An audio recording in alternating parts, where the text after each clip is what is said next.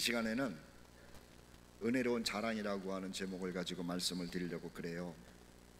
자랑하는 것은 좋은 겁니다.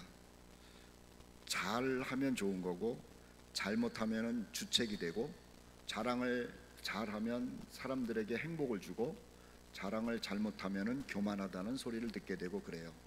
그래서 자랑이라는 것은 할 때를 알아야 되고, 하는 방법을 알아야 되고, 무엇을 해야 되는지를 알아야 되는 것이고요. 또 하면은 안 되겠다라는 생각을 하면 안 하는 게 제일 좋아요. 특히 돈 자랑하면 안 돼요. 집 자랑하면 안 되고, 공부한 것 자랑하면 안 되고. 아주 못난 사람이 돈 자랑해요. 집 자랑하고. 생전 저한테 신방울 하는 말을 안 했던 어떤 분이 갑자기 자기네 집에 신방울 오래요.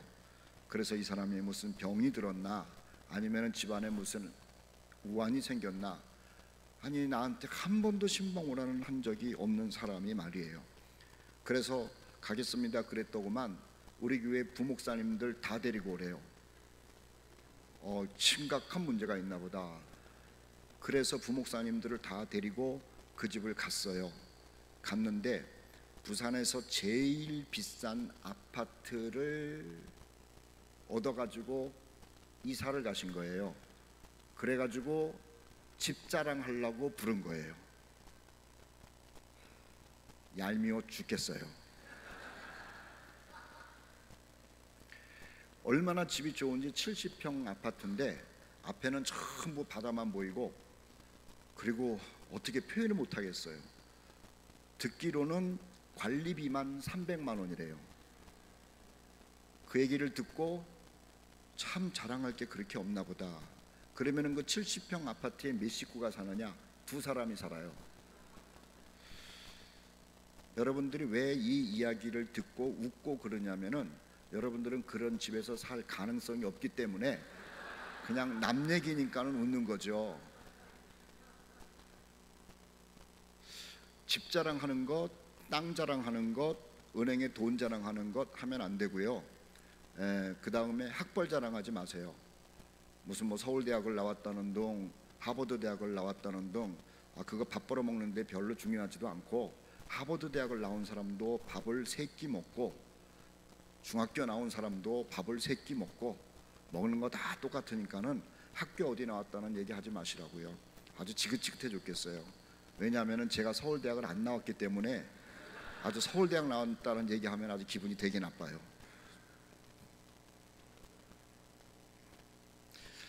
성경에서는 돈 자랑하지 말라고 그랬고요. 그 다음에 집 자랑하지 말라고 그랬고요. 지식 자랑하지 말라고 그랬고요. 또 하나는 용맹 자랑하지 말라고 그랬어요. 용맹.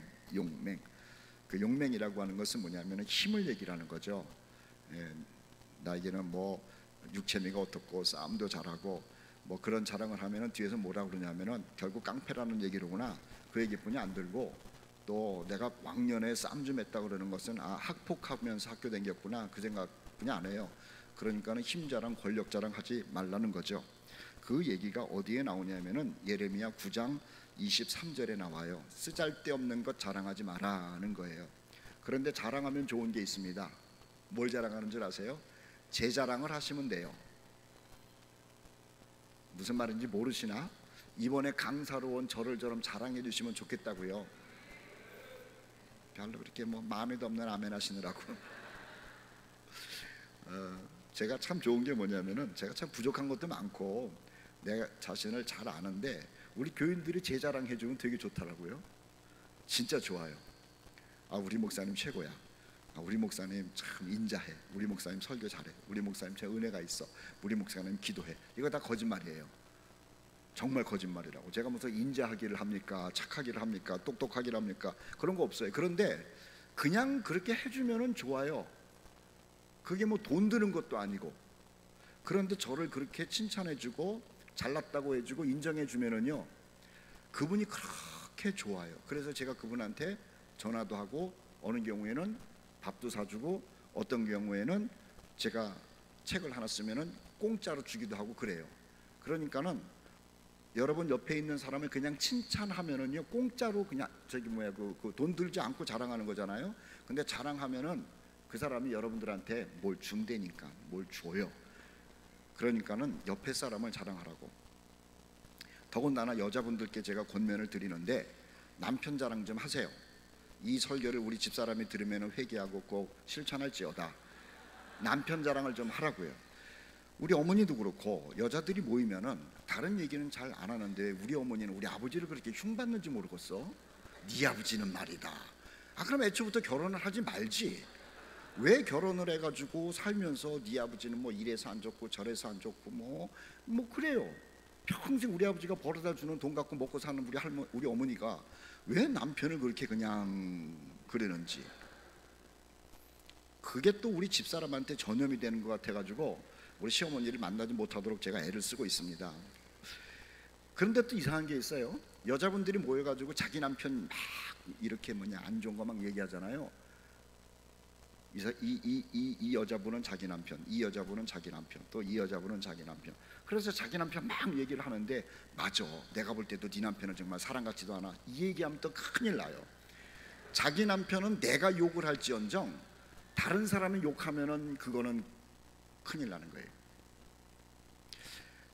남편은 아내를 좀 사람한테 자랑도 하고 그러면은 참 얼마나 좋을까. 그리고 어디 가가지고 내 남편은 이렇게 나쁘고 아내는 이렇게 나쁘고 그러지 마시라고. 좋아서 살고 있잖아요. 그리고 칭찬하면 또 좋아져요. 안 좋다가도 칭찬하면 좋아진다고. 아멘 좀 해요. 그냥 돈 안 드는 거니까. 내 남편이 최고다. 한번 여자분들만 다 거짓말인 줄 알지만 하시라고. 내 남편이 최고다. 그래요. 아직까지도 입을 다물고 있는 여자분들 있어요. 우리 남자분들도 내 아내가 최고다. 다시, 그럼 우리 남자분들, 내 아내가 세상에서 제일 이쁘다. 크게 아멘하는 사람일수록 수상한 겁니다. 이건 수상한 겁니다. 우리 그리스도인들은 우리 성도들 자랑하고 목사님 자랑하고 사모님 자랑하고 또 목사님은 우리 교회 장로님 자랑하고 권사님 자랑하고 주일학교를 자랑하고 그러는 거예요. 근데 자기네 교회 목사님을 자기가 뭐라고 그러면은요, 그 부흥이 되겠습니까? 안 되는 거지. 다시 한번, 우리 목사님 최고다.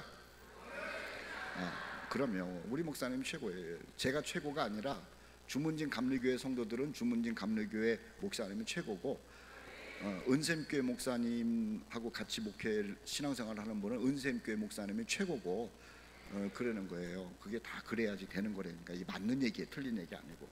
근데 우리는 뭐 세상 자랑도 그럽니다만은 예수님 자랑하자는 거죠.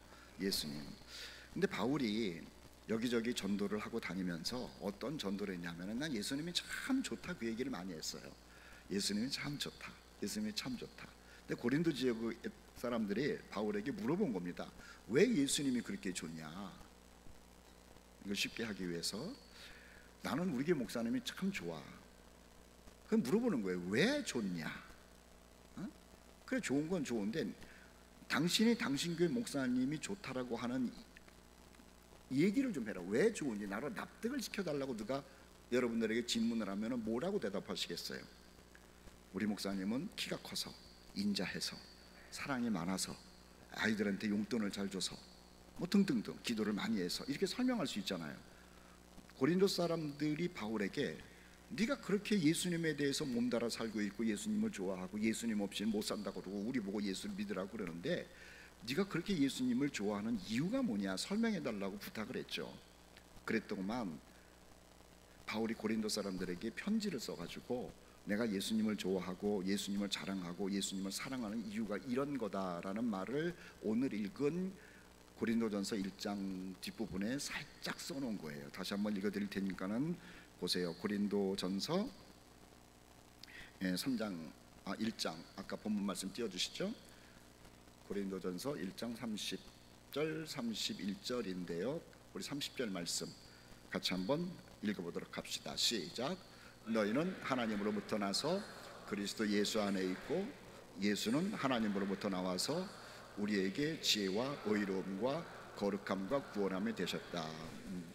예수님은 하나님으로부터 왔는데 그 예수님은 나에게 지혜가 되고 그 예수님은 나에게 거룩함이 되고, 그 예수님은 나에게 의로움이 되고, 그 예수님은 나의 구원이 되고, 자, 그래서 내가 예수님을 사랑하고 예수님을 좋아하고 예수님을 너희들에게 소개하고 예수님을 자랑하는 거야, 이렇게 지금 말하고 있는 것이죠.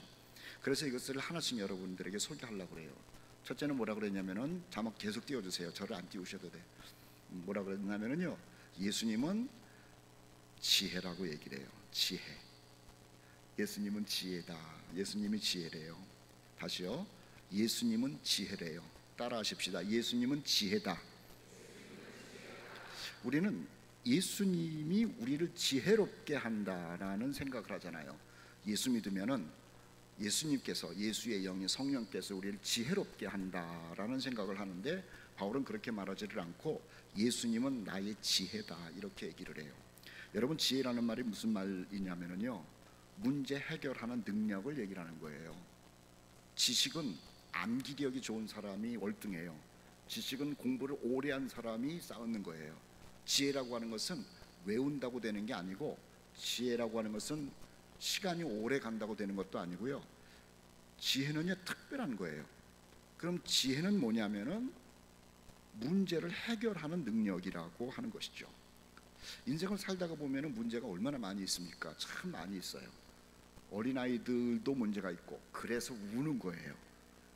갓난아이들이 우는 게 문제가 있어서 우는 거거든요. 그리고 유치원을 가고 초등학교를 가면은 말 안 듣는 이유가 뭐냐면, 나도 문제가 있다라고 얘기를 하는 거예요. 어른들은 다 자기 중심으로 생각하면서 애들이 무슨 문제가 있어 그러는데, 걔네들은 나름대로 굉장히 심각한 문제가 있으니까는 목숨을 걸고 우는 것이고요. 그리고 길바닥에 나자빠져가지고 울고 있는 것이고, 땡깡 쓰고 그러는 거예요. 엄마 아빠한테 매를 맞으면서도 그 난리를 치는 건 뭐냐면, 나에게 심각한 문제가 있다라고 지금 알려주고 있는 것이죠.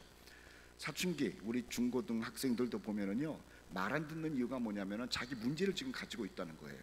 대학생도 마찬가지고, 청년들도 마찬가지고, 어른들도 마찬가지고, 힘없어서 말도 못하는 노인들도 말입니다. 나름대로의 문제는 굉장히 심각한 거죠.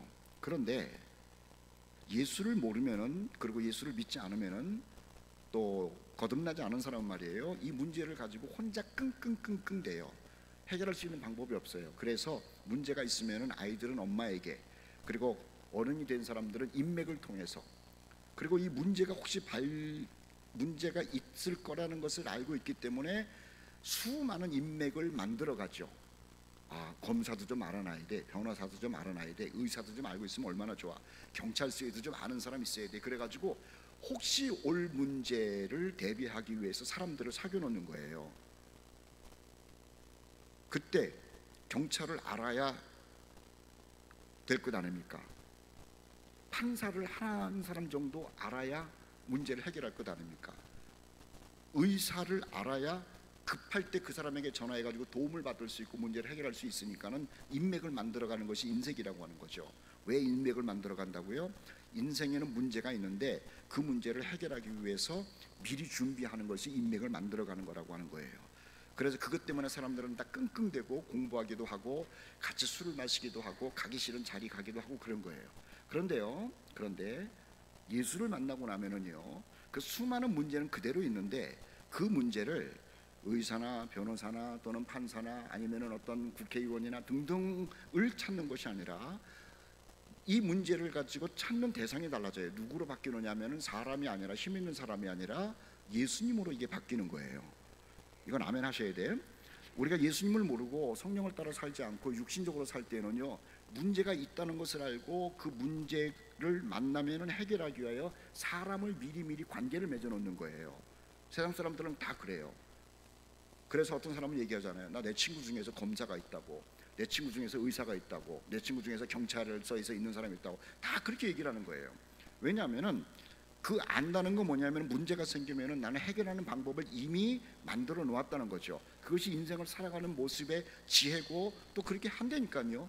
그런데 우리 예수 믿는 사람들은, 성령을 모시고 사는 사람들은요, 그렇게 준비를 했다가도 바뀌어요. 어떻게 바뀌냐면은요, 문제가 생기면 예수님 교회 가야지, 예수님께 기도해야지, 예수님을 만나봐야지, 예수님과 의논해야지, 아니 물론 검사도 의사도 해결해 주겠지, 경찰서도 아는 경찰서장이 좀 해결해 주겠지라는 생각을 하지만은 아니 뭐 그 사람이 하겠어, 예수님이 해줄 거야, 예수님을 믿어, 이렇게 바뀌더라고 하는 거예요. 우리가요 예수 믿기 전에는 옛사람이죠. 그런데 예수님을 영접하고 나서 예수님을 나의 구주로 고백을 하고 나면 내 안에 누가 들어오시냐면 성령이 들어와서 사시는 거예요. 여러분이 느끼던 느끼지 않던 성령 충만한 이게 느껴지던 느껴지지 않던 여러분이 진실로 예수님을 나의 구주로 영접했으면은 여러분 마음속에 다 성령께서 지금 안에 계시거든요. 그래서 이 사람을 새 사람이라고 얘기를 하는 거예요. 고린도 후서 5장 17절 말씀은 그리스도 안에 있는 자는 새로운 피조물이라고 그랬어요. 그 새로운 피조물이라는 것이 이 안에 악한 영들이 있었던 옛사람이 악한 영을 다 쫓아내고 하나님의 영이 들어와서 살고 있기 때문에 새로운 피조물이라고 그러거든요. 그런데 인생은 항상 문제가 있는 거라, 세상에 영이 있을 때는 사람을 찾았는데 성령이 들어오고 나니까는 성령이 누구를 생각하게 하냐면은 십자가에서 죽으시고 부활하시고 하나님 우편에서 우리를 위해서 지금도 기도하시는 예수님을 생각하게 하는 거죠. 그래서 우리 모두는 우리 신앙의 선배인 먼저 바울을 얘기를 하면 바울도 문제가 숱하게 많았는데 그 문제를 가지고 누구에게 갔다고요? 하나님 우편에서 우리를 위하여 기도하시는 예수님을 찾았죠. 그런데 그 예수님을 찾았더니 그 예수님이 아까 뭐라 그랬어요? 하나님 우편에서 우리를 위해서 기도하신다 그랬죠. 그 예수님이 그 문제를 다 떠받드시고 문제 해결을 부탁한 우리의 문제를 해결해 주고 계시더라고 하는 거예요. 그래서 바울은 내가 인생을 사는 동안에 굉장히 문제가 많더라. 그런데 어느 놈을 만난다고 그래가지고 공짜로 해결해 주는 놈도 없고 해결을 부탁한다고 해도 되는 것도 없더라. 그런데 십자가에서 죽으시고 부활하셔서 지금 하나님 우편에서 나를 위하여 기도하시는 그 예수님께로 나아갔더니 문제가 깨끗이 해결되더라. 그러니 내가 그 예수님을 좋아하지 않을 수가 있겠느냐라고 하면서 지금 글을 쓰고 있는 거예요. 여러분 이것이 바울의 얘기만은 아닐 겁니다.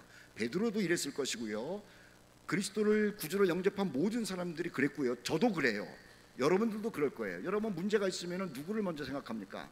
과거에는 사람을 생각했을 거예요, 힘 있는 사람. 그런데 지금은 먼저 떠오르는 게 있죠.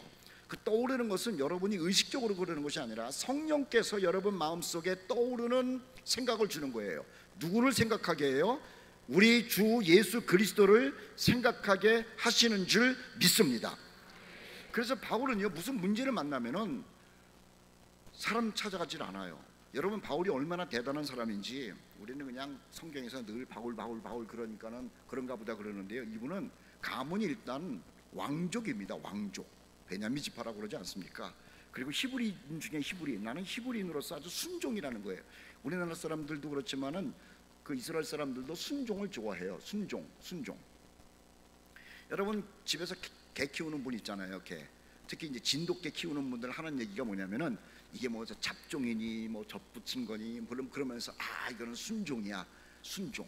그리고 저기 진도에 가가지고 온 순종이야라고 하면서 순종을 그렇게 강조를 해. 또 조그만 뭐 강아지 뭐 말티스인가 이런 거 키우면서도 얘는 순종이야 그러더라고. 아이고 내가 볼 때는요 그 맛이 다 그 맛인데 무슨 순종을 타는지, 그 순종을 이렇게 좋다는 거예요. 근데 바울이 순종이래. 공부는 그야말로 가말리엘 문화에서 공부를 했다라고 하는 것은 우리나라로 얘기를 하면은 서울대에서 최고의 학자에게 사사를 받아가지고 공부했다라고 하는 대단한 사람인 겁니다. 흠이 없는 사람이에요. 스스로가 말해요. 자타가 공인하는 거예요. 나는 흠이 없는 사람이다. 그런데요 이 바울이 선교하는 걸 보면은 누구를 만나냐면은 많은 사람을 만났는데요, 보십시오. 대부분 총독들하고 만나요. 첫 번째 선교를 할 때에 구레네 구브로 땅에 가가지고 만나는 게 총독을 만나요. 바울이라고 하는 사람은요 적어도 총독 아니면은 로마의 고위 관리층 이런 사람을 만날 수 있는 실력도 있었고 자격도 있었어요. 그 로마 시민권까지 가지고 있지 않았습니까? 게다가 또 얼마나 영어를 한다. 그 로마 말을 잘해요. 히브리 말도 잘하고 아람 말도 잘하고 뭐 대단한 사람이에요. 이 사람에게요 문제가 발생했으면은 총독 정도 아니면 재판관 정도 아니면 로마의 그 원로 정도 다 찾아갈 수 있는 사람이라고요. 그런데 바울이 찾아가면 후유증이 있다는 걸 아는 거예요. 여러분 사람을 찾아가면은요 해결해 줄 수 있습니다. 그런데 반드시 보상을 해야 돼요. 이것을 후유증이라고 그러는 거예요. 그런데 후유증이 있는데 그것도 뭐 완벽하게 해결되는 게 아니고요. 그런데 예수님께로 가져가잖아요. 예수님께로 가져가면은요, 첫째는 문제는 완벽하게 해결되는 것은 물론이고, 두 번째는 후유증이 없다는 거죠. 그래서 이 바울은 무슨 문제가 있으면은 주님을 찾아가고 주님께 무릎을 꿇고 주님께 이 문제를 다 내놨다는 거예요. 다시 말씀드리면은요, 주님께로 가지고 가면은 해결이 되고, 그래서 쓴 말이 합력하여 선을 이루더라, 그 얘기입니다. 지금은 해결 안 되는 것 같은데 시간 지나고 나면은요, 합력하여 선을 이룬 거예요. 해결이 돼요. 그 다음에는요, 전혀 후유증이 없다라고 하는 거예요. 그러니 고린도 사람이 아니라 빌립보 사람이 아니라 세계 누구에게도, 우리에게도 말입니다, 바울이 얘기하기를, 예수님 내가 자랑할 만하지 않냐, 내 문제를 다 해결해 주는 그분인데 내가 이분을 자랑 안 하면 누구를 자랑하겠느냐라고 하면서 지금 편지를 쓰고 있는 것이죠. 이 자리에 있는 우리 주문진의 지역 성도 여러분, 그리고 연곡의 성도 여러분, 여러분들도요, 성령께서 여러분 마음속에 문제가 있을 때에 예수님께로 나아가라, 예수님께로 나아가라 라고 하는 소리를 듣죠. 그 소리에 아멘 하면서 주님께로 나와서 무릎을 꿇고 기도해 보십시오. 바울의 문제를 깨끗이 해결하신 그 주님께서 여러분의 문제를 들으시고 완벽하게 해결해 주실 줄 믿습니다.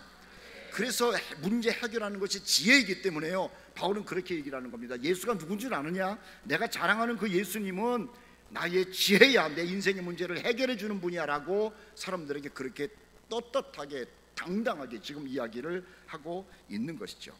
신앙 좋다는 게 뭔지 아세요? 신앙 좋다는 것은요, 쥐야 그러는 게 아니에요. 교회 와가지고 청소를 열심히 하는 게 그게 신앙 좋은 게 아니에요. 그 다음에 뭐 단기 성경 열심히 가는 게 그게 신앙 좋은 게 아니에요. 신앙 좋은 것은요, 그냥 예수님께로 다 맡겨버리는 게 이게 신앙 좋은 거예요. 자, 그게 아멘 하세요. 신앙 좋다는 것은요, 작은 거건 큰 거건 어마어마하고 문제건 간에 예수님께로 다 맡겨버리는 게 신앙이 좋은 것인 줄 믿습니다. 베드로전서 5장 7절 말씀에 베드로가 그런 얘기한 겁니다. 너희 염려를 다 주께 맡겨버려라, 그러면 주께서 다 너희를 권고하신다, 이 얘기를 한 거죠. 베드로가 이 체험을 한 거예요. 누가복음 5장 말씀해 보니까는 밤새 그 친구들이랑 갈릴리 호수에서 고기를 잡았는데 한 마리도 잡지 못한 사건 우리가 알고 있지 않습니까? 그래서 그냥 기분이 나빠가지고 아주 그냥 자존심도 상한 그 상태인데, 새벽에 이제 그물을 걷어서 집에 들어가서 쉬려고 그러는 동안 집에서 잠을 훌훌 주무셨던 예수가 새벽에 바닷가로 오셔가지고 하는 얘기가, 베드로야 고기 한 마리도 못 잡았으니 얼마나 열통 터지겠냐. 그런데 다시 그물을 배에다가 싣고 그것을 끌고 저기 노져가지고 깊은 데다가 그물을 던져라, 이 얘기를 하시는 거예요. 아주 얼마나 열통 터졌겠습니까? 밤새껏 한 마리도 못 잡았어요. 기분 아주 그냥 날라갔죠. 그런데 밤새껏 어디 가서 주무시고 오신 분인지는 모르겠는데 고기는 한 번도 잡아본 적이 없어. 여러분, 예수님이 고기 잡았다는 성경 구절이 있어요, 없어요? 없어요. 이분이 한 직업이라고 하는 것은 아버지한테 배운 집 짓는 목수일 뿐이 없어요.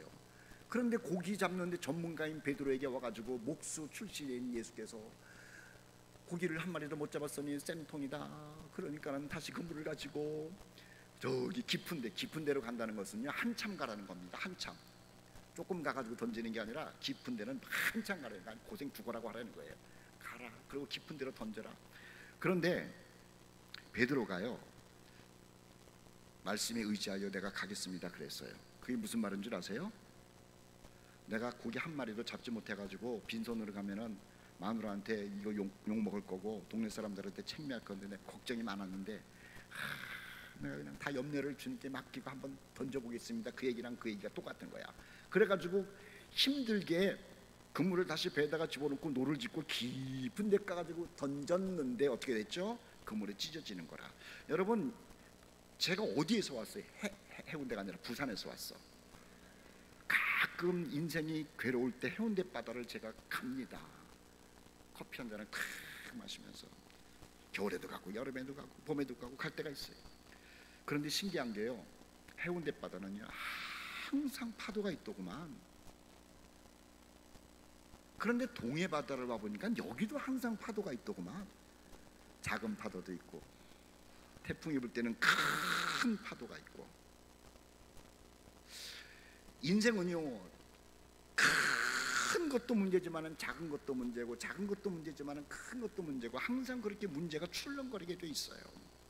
그런데 이 출렁거리는 문제를 가지고 어떤 사람은 사람을 찾고, 어떤 사람은 끙끙대고, 어떤 사람은 괴로워하고, 어떤 사람은 두려워하는데, 하나님을 섬기는 사람은 하나님께로 나아가는 길이라. 왜냐하면 하나님께서 문제의 해결자가 되시는 분이기 때문에 것을 알고 있기 때문에 그런 것이죠.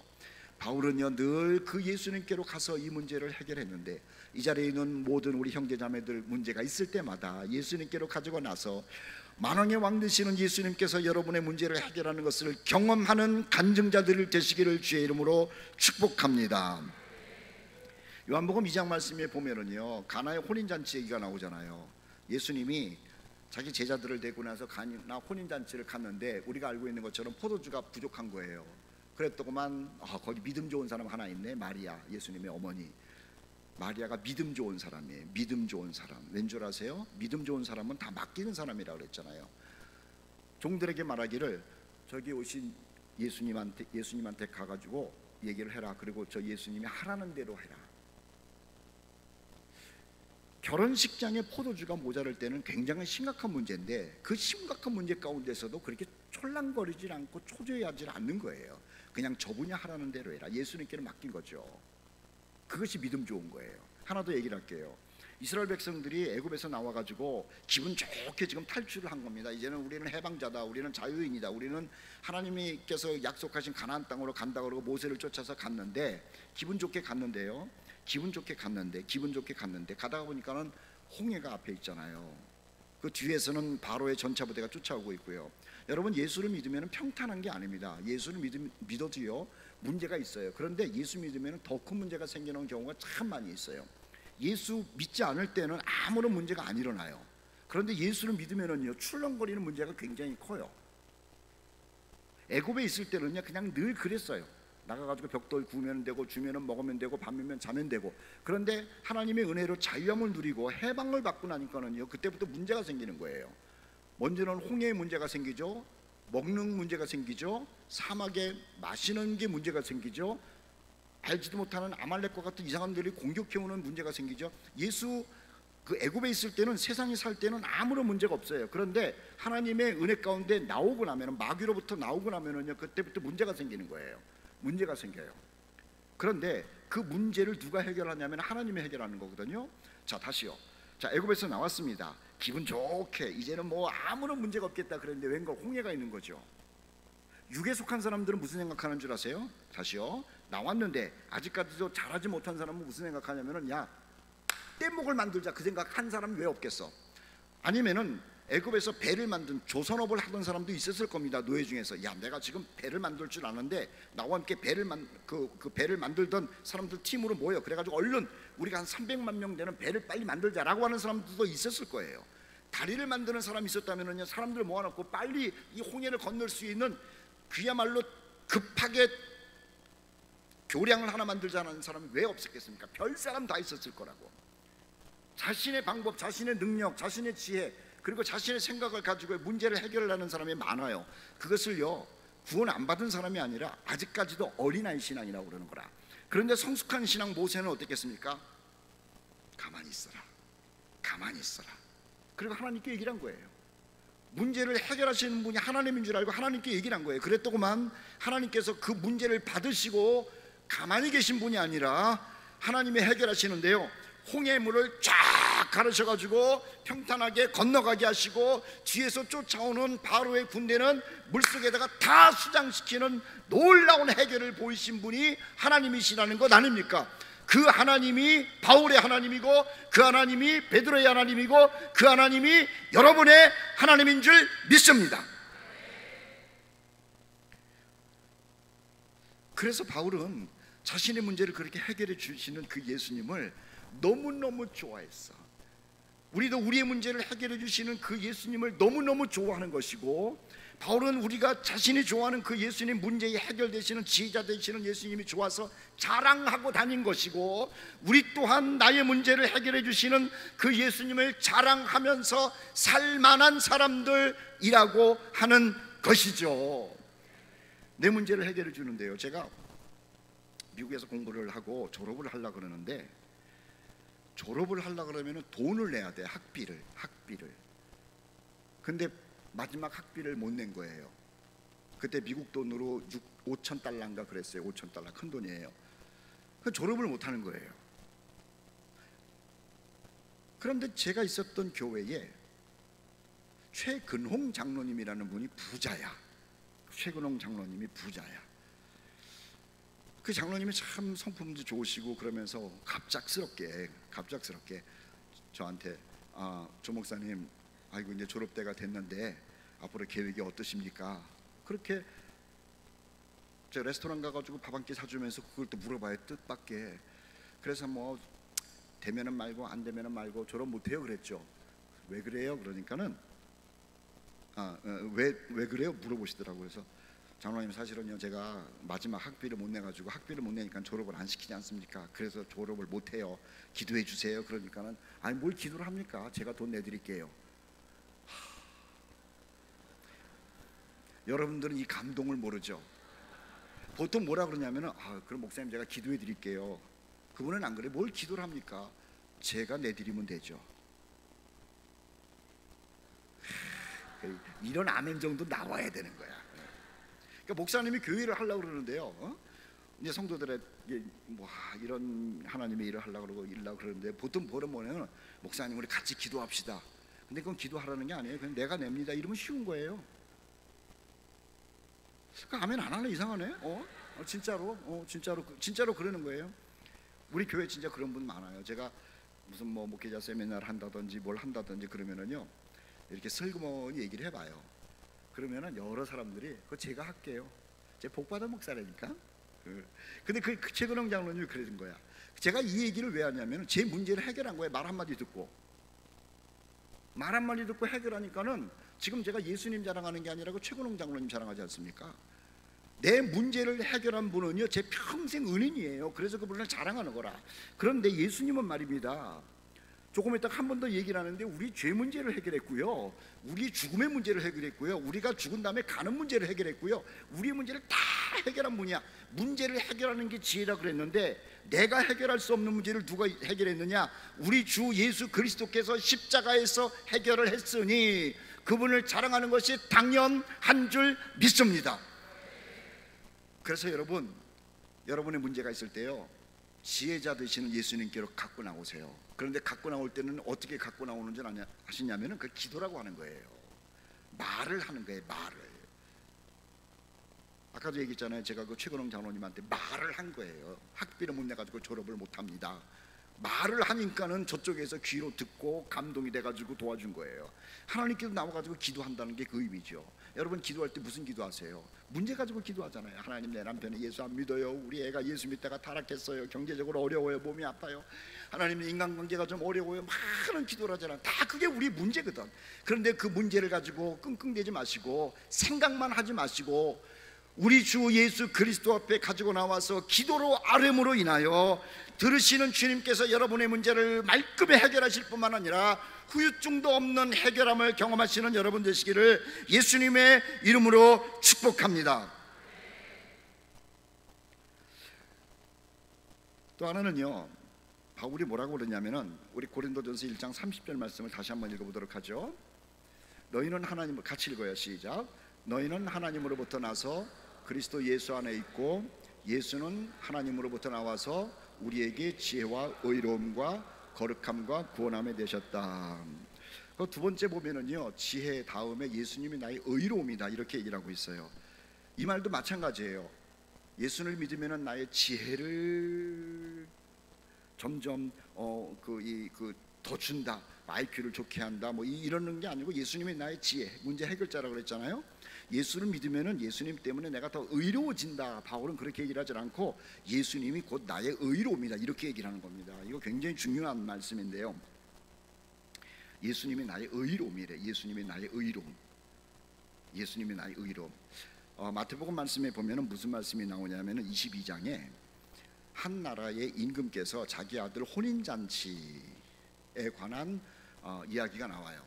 혼인잔치를 정해놓고 사람들에게 아무 날 어디에서 우리 아들 혼인잔치를 하니까는 여기 좀 축하객으로 오고 와가지고 우리 파티를 즐기자 이렇게 이 얘기를 했죠. 그래가지고 다 이제 오라고 얘기를 한 거예요. 근데 문제는 그날 돼가지고 사람들이 안 와. 그래서 왜 안 오냐 그러니까 뭐 장가를 가야 된다 그러고 뭐 시집 가야 된다 그러고 뭐 소를 샀다 그러고 뭐 밭을 사야 돼도 이 핑계들이 많은 거예요. 그러니 임금께서 화가 나죠. 왜 화가 나는 줄 아세요? 결혼식을 할 때에는, 자기 아들 딸의 결혼식을 할 때에는 적어도 우리 교인들도 그렇고 여러분들도 그렇고 2달 전에는 청첩장을 보냅디다. 이번 주 토요일 날 결혼하는데 오늘 청첩장 보내는 사람 아무도 없고요, 일주일 전에 보내는 사람도 없어요. 결혼식 할 때는 적어도 한 달 아니면 2달, 석 달 전에 청첩장을 다 보내고 중요한 사람에게는 전화까지도 하고 그러는 거예요. 아마 왕이 자기 아들 결혼식 한다 그럴 때 청첩장을 몇 달 전에 보냈을 거는 분명한 거예요. 분명한 거예요. 그런데 당일날 돼가지고 이 핑계 저 핑계 이 핑계 저 핑계를 대요. 왕이 화 날 만한 거죠. 화 날 만한 거예요. 그래가지고 그 사람들 안 온다 그러니까는 다 내쳐버리고요. 뭐 내친 것도 아니에요. 자기네들이 안 온다 그러니까 종들에게 말하기를 급하니까 축제는 축제를 즐겨야 되는 거니까는 여기저기 가가지고 사람들을 다 끌어오라고 그랬어요. 다 끌어오라고. 왜냐하면 미리 준비한 식탁이 있잖아요. 500명을 초청을 했는데 500명이 다 안 온다 그러니까 빈 식탁에서 결혼식을 할 수 없으니까는 이 식탁을 채우기 위해서 다 데리고 오라고 그러는 거예요. 아무나, 급하니까 아무나 데리고 오라고 그런 거예요. 근데 뭐라 그랬냐면은 마태복음 22장 말씀에 악한 자도 괜찮고 선한 자도 괜찮고 만나는 사람들마다 데리고 오라고 한 것 아닙니까? 그 이 사람들은 준비가 안 된 사람이죠. 그래서 종들이 가가지고 얘기를 한 거예요. 뭐 건장한 사람에게, 야 우리 임금 아들이 지금 결혼하는데 지금 당신을 하객으로 부른다, 와라. 그러니까 난 잘 모르는데요. 아니야, 그냥 오면 돼. 길거리 갔더니 또 아줌마를 불러가지고, 아주머니 지금 임금님 아들이 장가 간다 그러는데 초청을 하니까는 거기 가서 음식을 먹고 축하해 주십시오. 그러니까 나는 옷을 못 갈아입었는데요. 괜찮아, 그냥 옷 가면은 다 주어. 깡패를 만났어요. 야 지금 급하다, 너라도 지금 가가지고 축하하는데 앉아 있어야 된다. 그러니까 내가 지금 깡패고 문신이 있는데 나는 안 된다고. 아니야, 가면은 너 문신 다 가릴 수 있는 옷도 줘. 갔어요. 병자도 있어요. 막 그 문둥이 냄새 나는 그런 어떤 문둥병도 있고 그냥 뭐 하열병 하는 사람도 있고. 그런데 급하니까 다 불러가지고 가라고. 아이고 나는 지금 문둥이 막 찌그러지고 냄새 나고 그냥 눈썹도 빠지고. 괜찮아, 가면에다 뒤집어 쓰는 옷 하나 주니까 그거 입으면 누가 누군지 아무지 몰라. 그러고 다 간 거야. 다. 이게 은혜라. 이게 은혜야. 가면은요, 깡패인지 도둑놈인지 애들인지 쭈글쭈글한 할머니인지 아무도 몰라. 왜냐하면 들어갈 때 예복을 줬잖아요. 똑같은 예복을 준 거야. 그러니까 임금님이 나도 누군지 모르는 거예요. 그런데 어떤 사람이 탁 나타나더니 나도 가야겠다 그러는 거예요. 그러면서 하는 얘기가, 옷을 입으라 그러니까는 나는 옷을 입을 필요가 없다. 나는 이미 임금님한테도 상도 많이 받고 동네 사람에게서 착한 사람이라고 아주 종교적인 사람이라는 칭찬도 듣고, 그 다음에 마을 사람들도 나 그러면 다 알아. 내가 뭐 굳이 그런 거 입어야지 뭐 되겠어.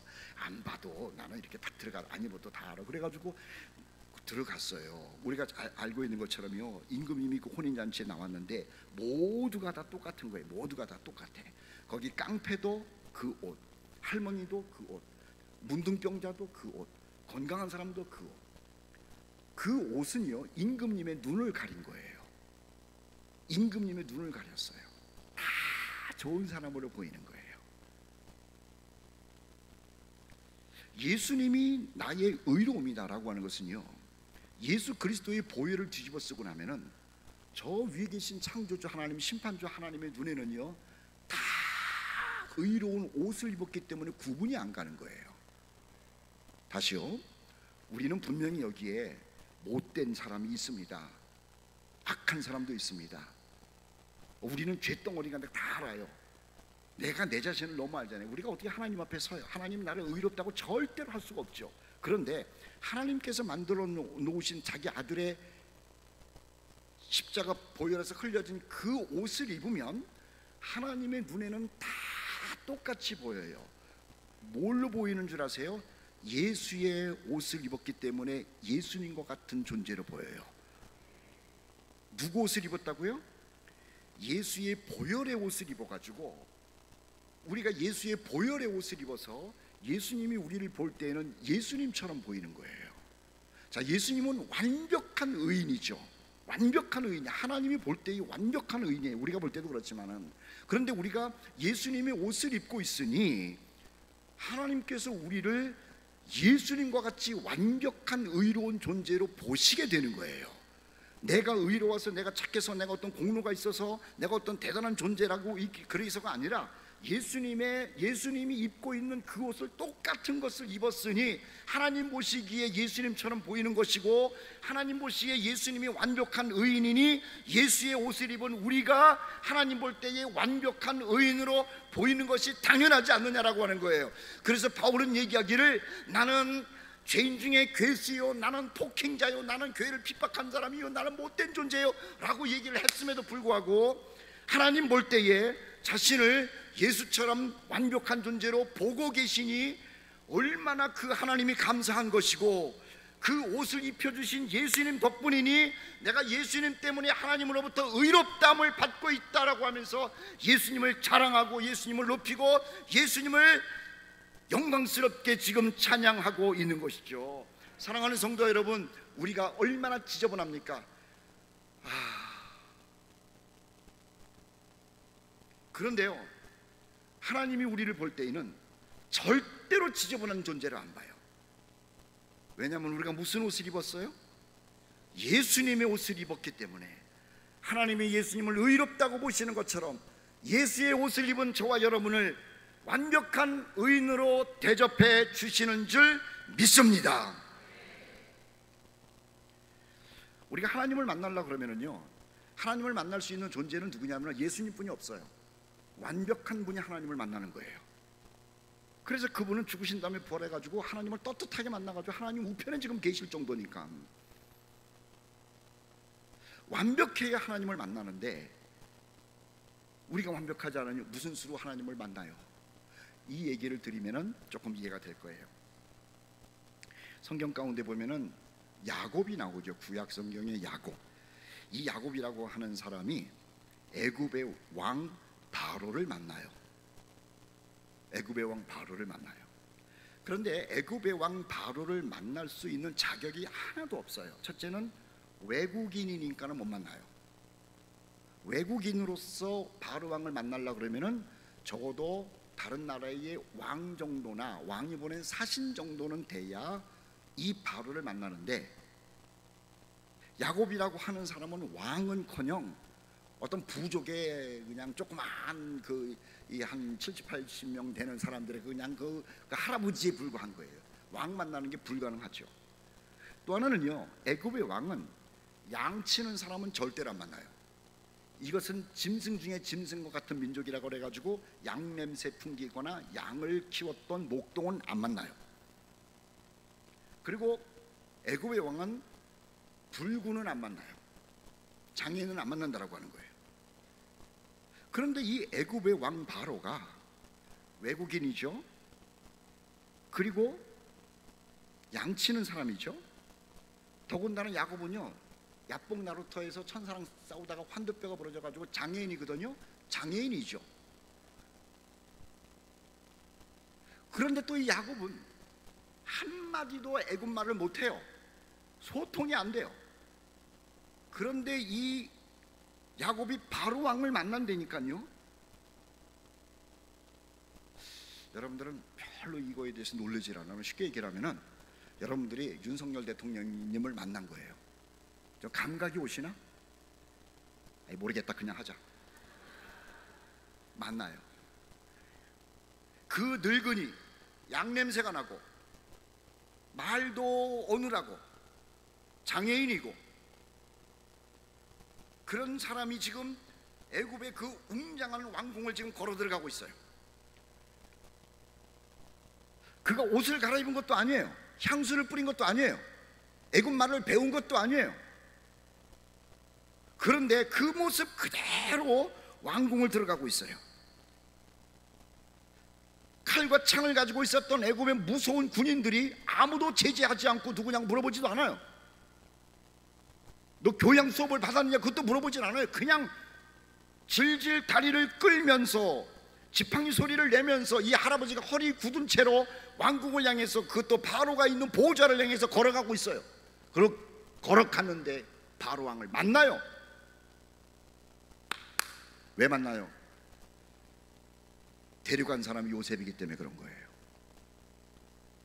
그는 냄새나는 사람, 그는 말도 못하는 사람, 장애인, 애굽 사람들이 그렇게 싫어하는 목동, 그야말로 흠모할 만한 아무것도 없는 더럽고 추하고 죄인이고 쓰레기 같은 이 야곱 늙은이가 천하의 신이라고 하는 바로왕, 태양신이라고 하는 바로를 지금 면전에서 만나는 이유가 뭐냐면은 요셉 하나 때문에 그래요.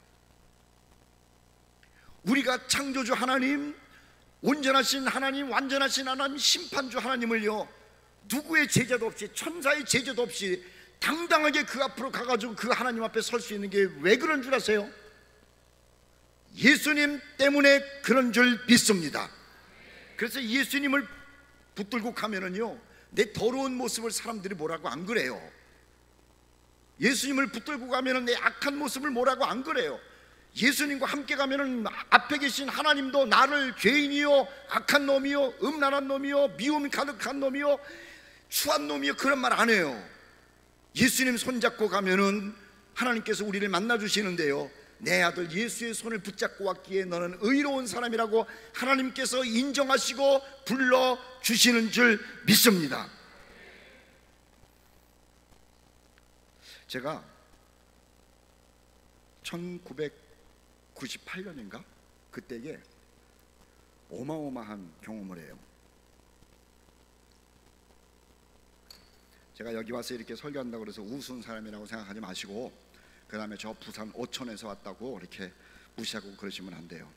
물론 여기도 어촌이지만은 미국 워싱턴 DC가 있어요. 워싱턴 DC 백악관이 있는 데입니다. 백악관. 거기에 가면은 세계 이 기능 특허청이라는 게 있어요. 백악관 그 옆에서 알링턴 다리라고 하는 데가 있는데, 국립묘지 조금 지나면 거기에 세계 기술 특허청이라는 데가 있어요. 그래가지고 특별한 발명품을 발견한 사람들이 거기다가 신고를 해서 그것이 정말 특별한 것이면 거기서 무슨 도장 같은 거 사진 찍어가지고 그 돈을 버는 거예요. 그 특허를 내는 거. 특허, 우리나라 특허가 아니라 세계 특허. 거기를 제가 들어갔어요. 뭐 놀라지도 않네. 뭐 들어갔다너지. 제가 거기 들어갔어요. 거기 아무도 못 들어가요. 거기 들어가려 그러면은 FBI 조사를 다 받아야 되고, 그리고 특별한 사람 아니면은 미국 시민권자만 들어가야 되는 거고, 뭐 그래, 하여튼 뭐 그래. 근데 제가 거기 들어갔어. 제가 있는 목회, 그 워싱턴 DC 그 옆에 있는 교회에서 목회를 하고 있었는데, 김문기 집사님이라고 하는 분이, 김문기 집사님이 저랑 나이가 비슷했어요. 목사님, 미국 기능 특허청에 제가 한번 모시고 갈 테니까는 가보실래요? 그러더라고. 그래서 설명을 해요. 그게 뭔지를 몰랐는데, 여러분들도 이게 뭔지 모르는 것처럼 저도 몰랐다고. 그래서 그 어떤 거냐고 그러니까 대단한 거야. 대단한데. 거기는 대단한데요. 그래서 그럽시다 그러고 나서 어디에서 만나자 그래가지고 시간 약속을 하고 갔어요. 갔는데 그 들어가는 도로부터 문이 몇 개예요. 이렇게 쫙. 그 다음에 군인들, 그 시커먼 군인들, 그냥 큰 군인들 잘생겼잖아요. 딱 쓰고 눈이 부리부리하고, 또 그 친구들은 선글라스를 끼고 있다고. 딱 그냥 멋있어요. 위압감이 꽉 오는 거야. 그 등치에다가 막. 영어도 잘 못하거든 제가. 여기 어떻게 들어가나. 그런데 이분이 그래도, 목사님 그냥 저를 쫓아오시면 돼요 그러더라고. 그래서 쫓아갔죠. 약간 있어. 인사를 양쪽에서 쫙 해. 기분 좋대. 근데 문이 서너 개 있는데 갈 때마다 있어. 쫙 와. 야, 여러분 그 경험 안 해보신 분은 몰라. 그 어깨가 딱 해서 들어가는데, 그 저를 위해서 하겠습니까 이거를? 김문기 집사님. 그분이 누구냐면은 특허청에서 우리로 얘기를 하면은 고위 공무원이야. 그러니까 이분은 이 바지 하나만 뭐 이렇게 그 출입증만 하나 딱 달면은 그것이 지나가면서 다 아는가 보죠. 뭐 촥촥촥 인사하는데 제가 그냥 졸졸졸 쫓아가. 근데 누구도 나를 제지하지 않아. 나를 오래는 사람도 없어. 신기하대.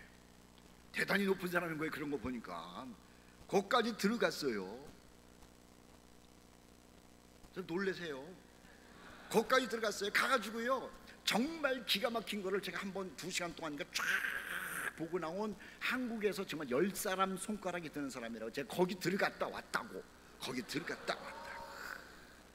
김문기 집사, 내가 평생 잊어먹질 않아. 거기를 나를 데리고 갔다 온 사람. 거기를 데리고, 야곱이라고 하는 이 냄새나는 사람, 장애인, 그리고 말도 못하는 사람, 이빨 빠진 할아버지, 이 사람이 바로왕을 만났다고 했는데 왜 만났느냐 하면은, 저는 김문기 집사 때문에 거기 들어갔는데 야곱은요 자기 아들 요셉 때문에 들어간 거예요. 요셉 하나면은 인생 다 해결되는 거라. 그런데 요셉보다도 더 뛰어난 분, 영광의 영광이 되시는 분, 우리를 위해 죽으시고 부활하신 분, 그 예수님의 옷을 입고 예수님을 붙들고 가면은 하나님 앞에 갈 때 천사가 꼼짝 못해요. 누구도 제지하지 못해요. 악한 마귀도 우리를 모여서 송사하지 못해요. 우리는 예수님 손잡고 하나님 앞에 당당히 걸어가는 사람인 줄 믿습니다. 예수님의 옷을 입으니까는 천사도 우리를 의롭다고 얘기를 하고, 예수님의 옷을 입으니까는 마귀도 우리를 의롭기 때문에 공격 못하고, 예수님의 옷을 입으니까는 그 옷을 보고 하나님도 우리를 의롭다고 하시는 것 아닙니까? 예수님의 옷을 입으면은요, 하나님이 우리를 의롭다고 하는 거예요. 그래서 바울은 얘기하기를, 하나님이 우리를 위하시면 누가 우리를 송사하리요, 누가 우리를 고소하리요. 하나님이 우리를 의롭다 하시면, 근데 왜 하나님이 우리를 의롭다고 해요? 누구 때문에? 예수님 때문에. 사랑하는 성도 여러분, 나는 못됐고, 나는 추하고, 나는 냄새나고, 내가 나를 보더라도 싫지만 예수님 옷을 입고 있는 나를 하나님이 의롭다고 하시니, 예수님 덕분에 의인이 되어 살고 있으니, 우리를 그렇게 만들어주신 예수님을 사랑하고 예수님을 기뻐하고 예수님을 자랑하는 것이 당연한 줄 믿습니다. 저는 그 예수님 참 좋아요. 우리 식구들이 나의 허물을 보고 나한테 뭐라고 얘기를 해도요, 저의 잘못을 그렇게 지적을 하고 왜 그러냐고 계속 얘기를 해도요, 저는 당당해요. 제 아내는, 우리 부모님은, 나의 자녀들은 나의 허물을 얘기하지만 하나님은 예수 그리스도의 옷을 입은 나를 보시고 허물을 얘기하지 않고 의롭다, 의롭다, 의롭다 얘기를 하시니, 내가 입은 그 예수의 옷, 영광스러운 옷이요, 나를 위하여 십자가에서 옷 만들어주신 예수님은 너무 귀한 분이라 나는 그 예수님을 사랑한답니다. 여러분들도 그 예수님을 사랑하는 줄 믿습니다. 그 예수님을 자랑하면서 살아가는 우리 모두 성도들 되시기를 주의 이름으로 축복합니다. 다시 한번 읽을까요? 고린도전서 1장 30절 말씀 읽겠습니다. 시작. 너희는 하나님으로부터 나서 그리스도 예수 안에 있고, 예수는 하나님으로부터 나와서 우리에게 지혜와 의로움과 거룩함과 구원함이 되셨다. 예수를 믿으면 거룩해진다. 새빨간 거짓말이야. 사람들이 볼 때 내가 예수 믿고 거룩해졌느냐? 아니에요. 저 모태신앙이거든요. 우리 아버지도 예수 잘 믿었고, 할아버지도 잘 믿는 것 같고, 그 위에도 잘 믿는 것 같고. 그러면은 또 목사잖아 제가. 그러면은 좀 이렇게 좀 거룩해졌어야 되는데, 거룩해지기는커녕 더 뺀질뺀질해진 것만 같아. 찬송 가운데서 제가 제일 힘들어하는 찬송이 있고 안 부르는 찬송이 있어요. 예수 닮기 원합니다, 참마음으로 참마음으로. 이 찬송이 참 감정 맞아요. 나 예수님 닮고 싶어. 이게 이런 감정이 들어. 그런데 성경 어디에서 예수 닮으라는 말 한 적이 있어요? 이것도 뭔 얘기 하나 그러시지. 성경 어디에서 예수 닮으라고 한 적이 있어요? 한 군데는 있는 것 같아. 그런데요, 성경은 주야장창 예수 닮으라고 그러질 않아요. 예수 믿으라고 그래요. 뭔 말인지 못 알아들으셨나? 예수 닮은 사람 여기 하나도 없어요. 주문진 감리교회 목사님이 예수님 닮았어요, 안 닮았어요?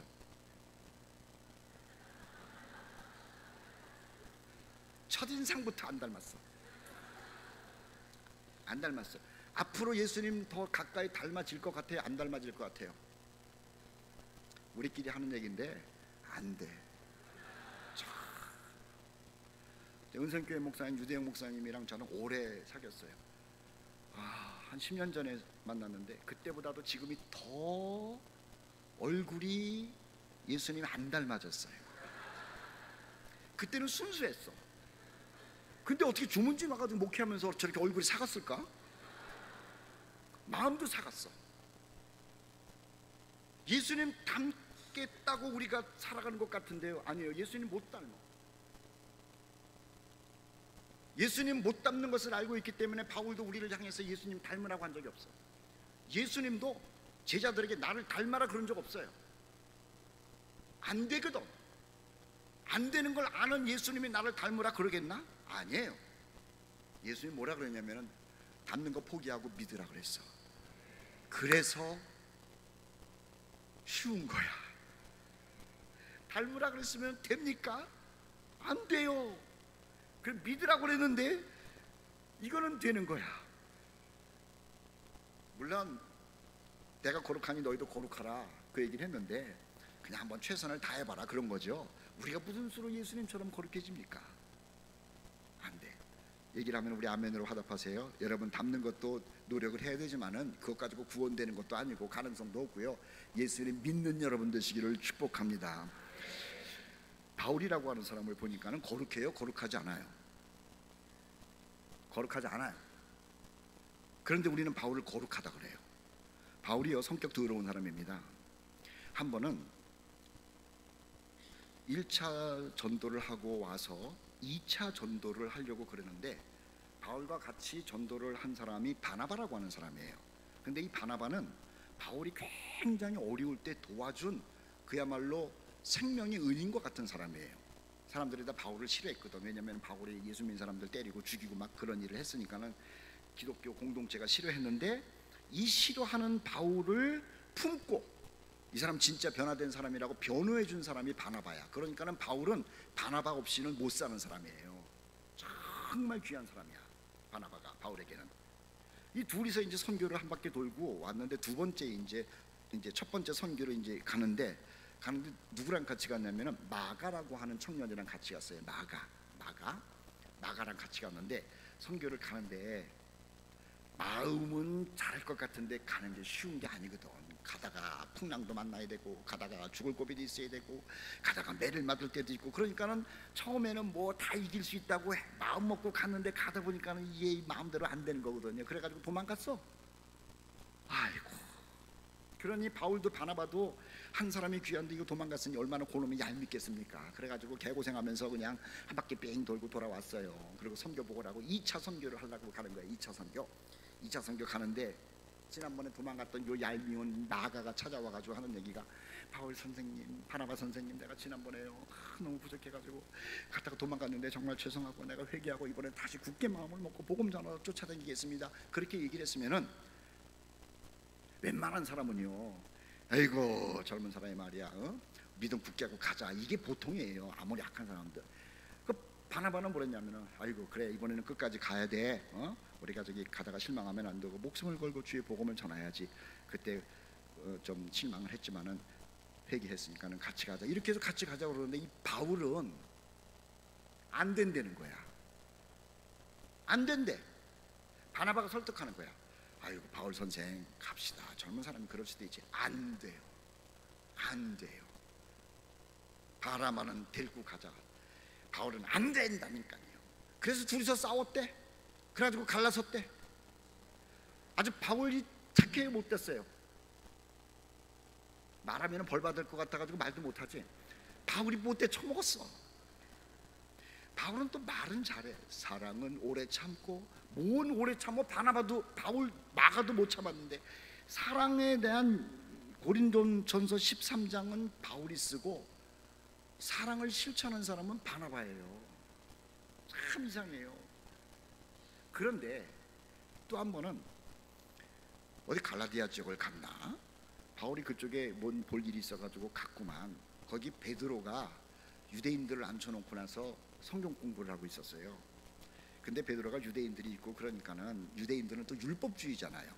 그러니까 율법은 아무것도 아니다, 믿음으로 구원받는다, 이 얘기를 해야 되는데 베드로가 뭔가가 조금 자기 그 유대인들의 그 눈치를 살피느라고 믿음으로 구원받는다 그러면서 또 율법도 어쩌고 저쩌고 애매모호하게 얘기를 하는 거야. 그러니까 바울이 그 얘기를 뒤에서 가만히 듣고 있다가 저거 기분 나쁘거든.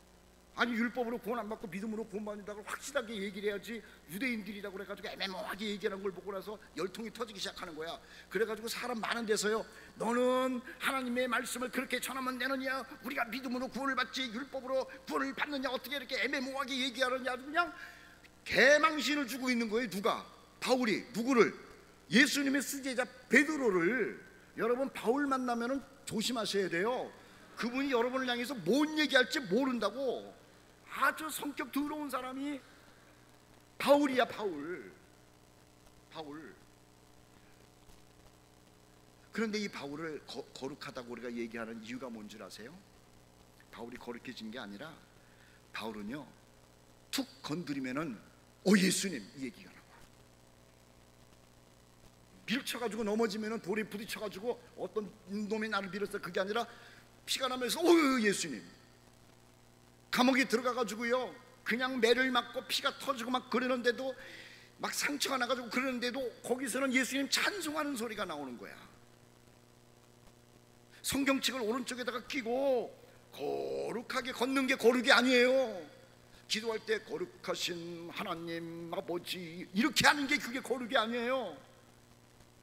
거룩이라고 하는 것은 말입니다, 툭 건드리면은 예수님이 나오는 사람이 거룩인 줄 믿습니다.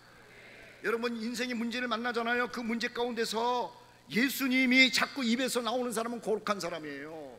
여러분, 길을 가다가 아니면 사업을 하다가 직장 생활하는 속에서 예수님이 입에서 나오는 사람은요, 그 사람은 거룩한 사람이에요. 그런데 교회 생활은 아주 거룩하게 하는 것 같고 걸음걸이도 그렇고 뭐 몇 대째 예수를 믿고 뭐 그러는데 하면은 돈 얘기만 나오고 정치 얘기만 나오고 법 얘기만 나오고, 그 사람은 거룩한 사람이 아니라, 여러분의 몸속에서, 여러분의 생각 속에서, 여러분의 입 속에서 여러분은 찌르기만 하면은 예수님의 이름이 나오기를 주의 이름으로 축복합니다.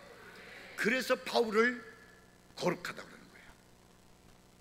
사람은요, 자기 마음에 들면은 다 좋은 사람이고 아무리 좋은 사람이라 그래도 자기 마음에 안 들면 나쁜 사람이거든요.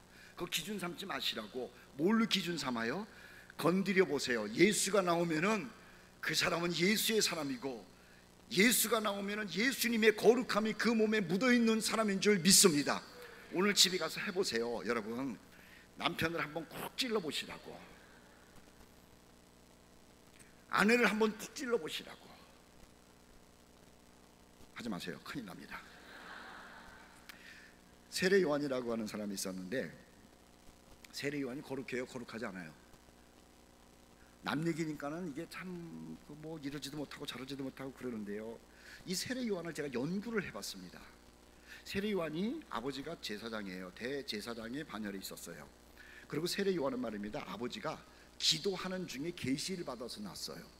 이야, 출생부터 우리랑 달라요. 대제사장 사가랴가 기도하는 중에 하나님이 계시를 줘가지고 나온 애가 요한이에요. 요한. 이 세례 요한이에요. 출생부터 다르다니까요. 그리고 그 당시에는 이 제사장이라고 하는 것은 세습이에요. 레위 지파의 제사장에서 태어났으면 그 세습이야. 그리고 제사장 집은 다 부자야. 왜냐하면 그 당시에 종교세 비롯해서 11조를 다 들여가지고 그 제사장 레위 사람들만 먹고 사는 거였거든요. 그러니까 일 안 하고 하나님의 일만 하면서 있기 때문에 굉장히 부자가 이 레위 사람들 제사장 그룹이었어요. 더군다나 대제사장은 얼마나 부자였겠습니까? 가만히 있으면 저절로 제사장이 되고, 가만히 있으면 먹는 문제 해결되고, 그 다음에 그 당시에 가장 대단한 사람이니까는 다른 지파에서 중매를 안 쓰겠습니까? 우리 딸 요한하고 결혼시키려고 뭐 이쁜 아가씨들은 줄 쓰는 것도 당연한 거고, 뭐 이 인생 핀 사람이 태어났을 때부터 금수저 물고 난 사람이 이 세례 요한이라니까요. 태어날 때부터 이상하게 태어났잖아요. 신기하게. 그런데 아니, 얘가 말입니다, 아들 없는 집에서 기도하다가 얻어가지고 나온 이 요한이 말입니다, 이 요한이 어느 날 집에 안 들어와요. 가출을 했대. 그 사방팔방으로 가서 찾으니까는 저 요단강에서 뭘 하고 있대. 품위 유지가 안 되는 거예요. 그래서 제사장들을 또 찾아가서 보니까는 거기에서 있는데, 아니 이 요한이, 거룩해야 되는 요한이 거기에서 옷은 뻘게 벗고 있고, 그거 중요한데 가려야 되니까는 뭐 짐승 가죽 하나 어디서 갖고 와가지고 이게 노숙자처럼 그러고 있고, 머리도 자르지도 않고, 수염은 또 그렇고, 옷이 흘러내리면 다 보일까봐 어제 가죽띠 하나 가지고 이렇게 그냥 벨트로 묶어가지고 그러고 있고, 이게 아주 그냥 아버지 엄마 볼 때 아주 창피해 죽겠는 거야. 그리고 레위 지파, 이 제사장 지파에서 볼 때도 아주 창피해 죽겠는 거야. 이런 놈이 없는 거야. 이런 놈이 들어오라 그러도 안 들어와요. 그리고요, 뭐 하나 봤더니 사람 모아놓고 뭐 이렇게 쭈글쭈글 하는데 욕을 그렇게 잘해요. 이 독사의 새끼야, 이 망할 놈 새끼야, 넌 심판의 도끼가 너무 남의 뿌리에 붙였어. 이만 너 죽어 임마. 아니 그냥 욕을 그렇게 잘해요. 그냥. 그러니 아버지 엄마가 이 세례 요한이 골칫덩어리고, 그 가문에서 골칫덩어리고요, 사람들도 어떻게 하다 저런 게 태어났노, 이거 하나님의 계시로 태어난 게 아니라 마귀의 계시로 태어난 게 아니라 별 생각을 다 했을 거 아니에요. 밥 먹으러도 안 와요. 가보니까는요, 뭘 먹기는 하는데 가만히 보니까 메뚜기를 먹고 있어. 근데 이 메뚜기를 몇 마리를 먹어야지 새끼를 먹죠? 그리고 메뚜기가 내가 당신의 양식이 될 테니까는 나를 잡수시오 그러고 가만히 계시나, 메뚜기가? 아니 밥 먹는 꼴을 보니까는 뭐 이렇게 얘기를 하더니 갑자기 밥 먹어야 된다고 그러고 다 절로 가라고 그러고, 메뚜기 있으면은요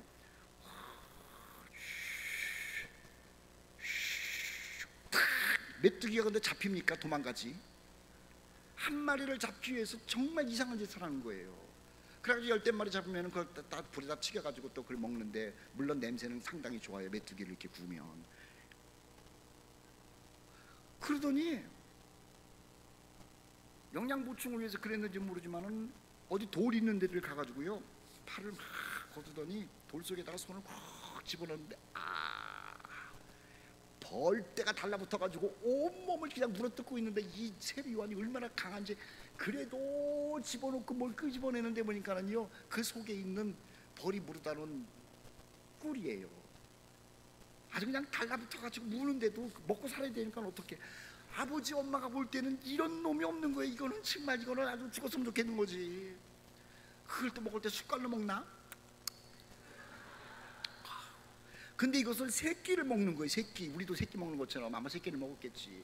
성경에 써 있는 거예요. 제가 무슨 뭐 거짓말합니까? 가죽 옷을 입고, 벨트는 가죽띠를 하고, 그 다음에 메뚜기를 잡아먹고, 아이고 석청을 먹고 왜 이러고 살아. 우리 아들이 그랬다 그러면은 난 관계 끊어요.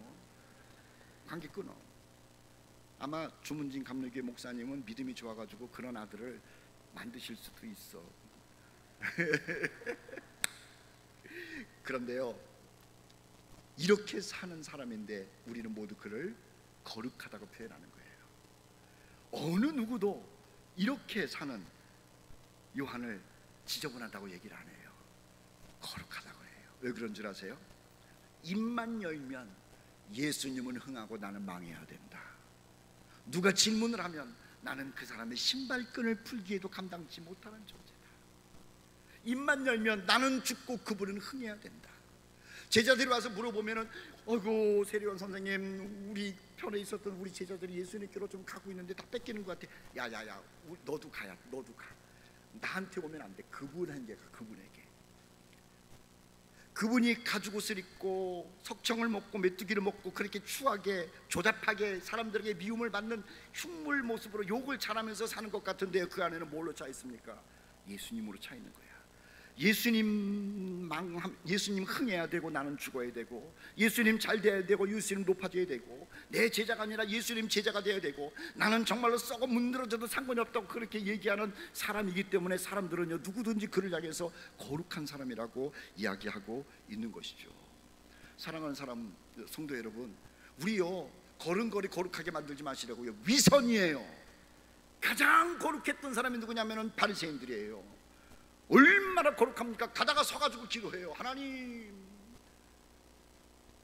얘기하다가 금식 시간이 되면 밥을 안 먹어요. 그리고 기도해요. 돈이 들어오고 나면 사람들을 보는 앞에서 11조를 딱 떼가지고 하나님께 드려요. 흠잡을 데가 없어요. 흠잡을 데가 없어요. 머리에다가는 하나님의 말씀을 붙이고 손에다가도 하나님의 말씀을 붙이고 특별한 옷을 입고, 대제사장들 얼마나 거룩합니까? 그들은 시커먼 옷을 입고요, 하나님의 말씀 토라를 갖다가 끼고 다니면서 사람들에게 하나님의 말씀이 이런 거라고 얘기를 하고요. 예수님이요 뭐라 그랬는 줄 아세요? 이 위선자들아 얘기를 한 거라. 그런데 겉모습은 포장지는 가죽옷이에요. 가죽띠예요. 먹는 거는 그런 거예요. 포장지는 정말 아무것도 없는데 예수님도 여자가 낳은 자 중에 그만한 사람이 없다고 얘기를 하고요, 역사의 모든 사람들이 세례 요한을 얼마나 거룩한 사람으로 보냐는 거예요. 왜 그래요? 그 안에 예수가 들어가 있었기 때문에 그런 것이죠. 여러분, 우리는요 과거의 어떤 종교인들처럼 흉내도 못합니다. 그들처럼 기도도 못합니다. 그들처럼 지식도 없습니다. 우리는 지저분한 그 모습으로 살고 있어요. 그럼에도 불구하고 천사가 우리를 볼 때 거룩한 사람이라고 인정을 하는 게 왠 줄 아세요? 세례 요한 속에 예수님이 있어서 그가 거룩한 사람으로 인정받았던 것처럼 우리 안에 우리가 믿는, 우리가 사랑하는 예수님이 있기 때문에 천사도 우리를 거룩하다고 인정하는 줄 믿습니다. 천사만 그러겠어요? 하나님도 그러는 거예요. 우리 모두가 허물 많고 냄새 남에도 불구하고 하나님이 우리를 볼 때에 거룩하다고, 성도, 성자라고 말씀하시는 것은 우리의 행위 때문에 그런 것이 아니라 우리가 모시는 예수님 때문에 하나님께서 우리를 성도, 세인트, 정자라고 말씀하시는 줄 믿습니다. 아니, 이런 나를 갖다가 예수님, 내 안에 있는 예수님 때문에 천사도 그렇고 하나님도 그렇고 거룩하다고 인정을 해주시니 내 안에 있는 예수님을 자랑하지 않을 수가 없는 거죠. 고린도 사람들에게 그런 거예요. 고린도 사람들이 너 왜 그렇게 예수님을 좋아하고 자랑하느냐? 야, 예수님이 내 문제에 해결되는 지혜니 내가 자랑 안 하겠냐? 예수님 때문에 내가 하나님 앞에 의롭다함을 받으면서 그 앞에 당당히 서는데 내가 그 예수님 자랑 안 하면 뭘 자랑하겠냐? 내가 이렇게 지저분하고 허물 많고 내가 볼 때도 추한데 천사도 나를 거룩하다고 얘기를 하고 하나님도 나를 거룩하다고 하는 것은 내 안에 예수님이 계시는데, 예수님 때문에 내가 거룩한 사람으로 인정받는데 내가 그 예수님 자랑 안 하면 누구를 자랑하겠냐? 사랑하는 성도 여러분, 바울의 자랑이 예수님인 것처럼 이 자리에 있는 여러분이 예수님을 그렇게 자랑하는 여러분들 되시기를 주님의 이름으로 축복합니다. 옛날에 우리 어머니께서 작은 집이 저 옆에 있어가지고요 심부름을 시켰어요. 심부름. 무슨 심부름을 시키냐면은 그 참기름 있잖아요. 옛날에 참기름 집에서 짜고 그랬잖아요. 그 참기름 작은 집에다 갖다 주고 그런 기억이 나, 어렸을 때. 그런데 그 참기름을 담은 게 뭐냐면은 제 기억으로는 소주병이었어요. 소주병, 금복주, 진로. 옛날 분들 그거 생각나시는 분 지금 남자분들이 있는 것 같아요.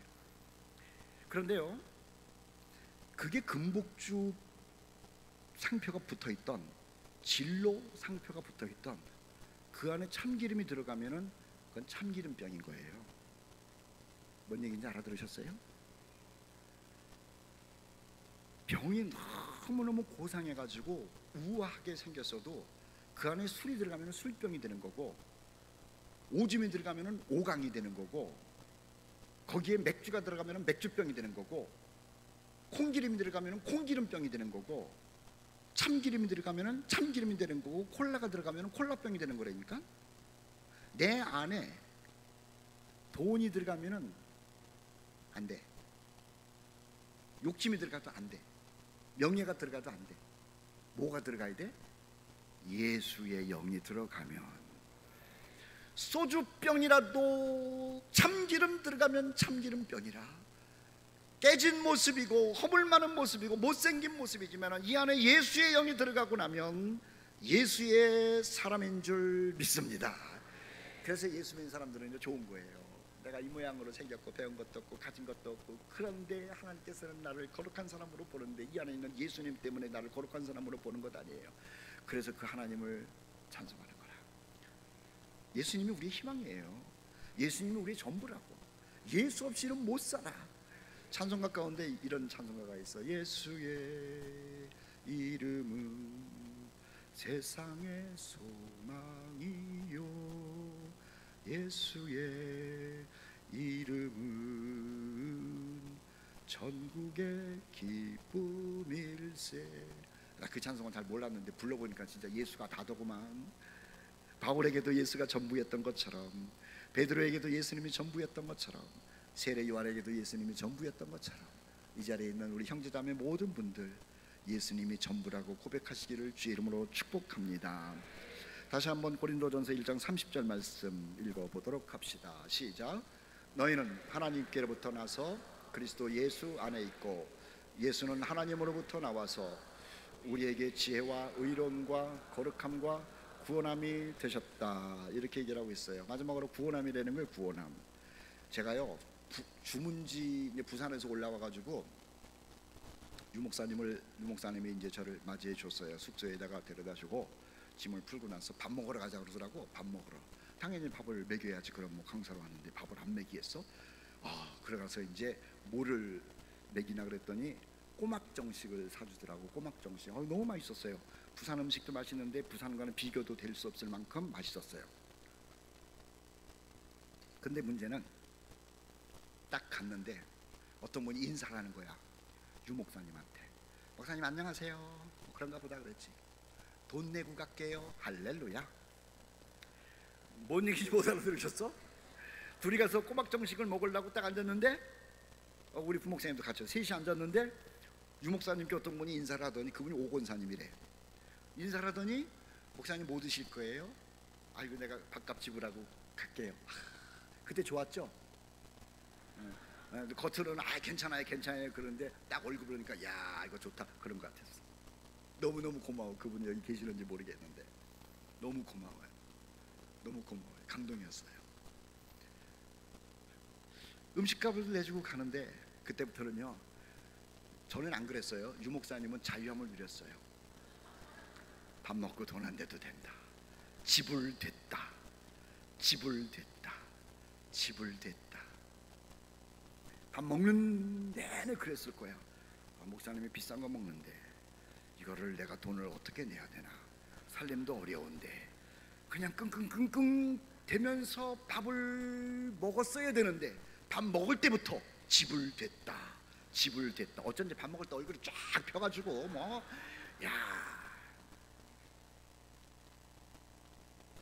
우리 주 예수 그리스도께서 지불하셨어요. 나의 형벌을 지불하시고 내가 받을 저주를 지불하시고 내가 가야 될 지옥의 값을 다 지불하시고, 그것이 구속함이야.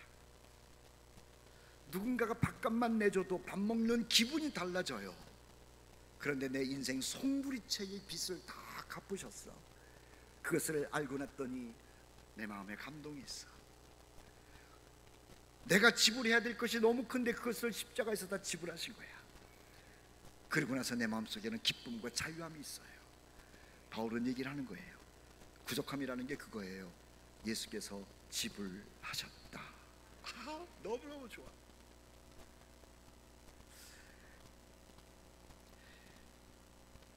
세례 요한이 예수님이 나오는 걸 보고 나서요, 그걸 아는 거예요. 내가 이렇게 죄 때문에 괴로워하는데, 우리 민족이 온 세상에 죄 때문에 괴로워하는데 저분이 오는 걸 보니까는 지불하러 오신 거야. 인류가 받아야 되는 그 형벌들을 대신 지고 지불하러 오신 거야. 그래서 그분이 오시는 걸 보고 나서 사람들에게 말하는 걸, 보라 하나님의 어린 양이로다. 세상 죄를 지고 가는 하나님의 어린 양이로다. 우리가 지불해야 되는 그 엄청난 것을 지불하기 위해서 오시는 하나님의 어린 양이로다. 사랑하는 성도 여러분, 세례 요한이 오시는 예수님을 그렇게 본 것처럼 우리가 예수님 십자가를 바라볼 때 지불하신 예수님을 보는 영안이 열려서 자유와 평강과 기쁨과 은혜가 충만하시기를 주의 이름으로 축복합니다.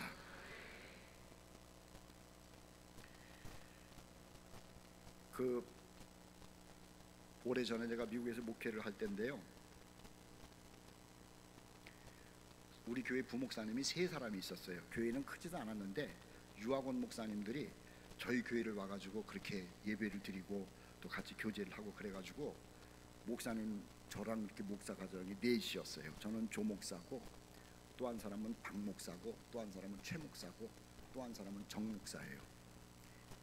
그렇게 뭐 이민 생활이 힘드니까는 같이 이렇게 잘 지내고 그랬는데 애들도 다 꼬박꼬박하고 우리 애들도 초등학교 다니고 거기는 뭐 유치원 다니고 뭐 이래. 근데 미국까지 왔으니까는 뭐 놀고 싶은데 큰데 뭐 공부만 하고 그럽니까? 놀고 싶은데 노는 방법이 없는 거야. 그래서 제가 이제 큰 마음을 먹고 우리 부목사님들한테 우리도 한번 놀자, 여행을 한번 가자. 미국에서 살다가 유학하고 이제 한국으로 돌아오고 그러면은 군용 못 하니까 큰 마음 먹고 놀자 한번 그런 거예요. 그래가지고 이제 물어봤지 뭘 하고 놀고 싶냐? 근데 부목사님들이 이상해요. 라스베가스에서 놀고 싶대요. 아니 그 좋은 자연이 많은데 라스베가스에서 놀고 싶대. 그러니까는 여러분들이 목사를 생각하는 거랑 목사의 실체는 많이 달라요. 여러분들이 생각하는 주문진 감리교회 목사님하고 그 내용은 달라요. 그러니까 속지 마시라고.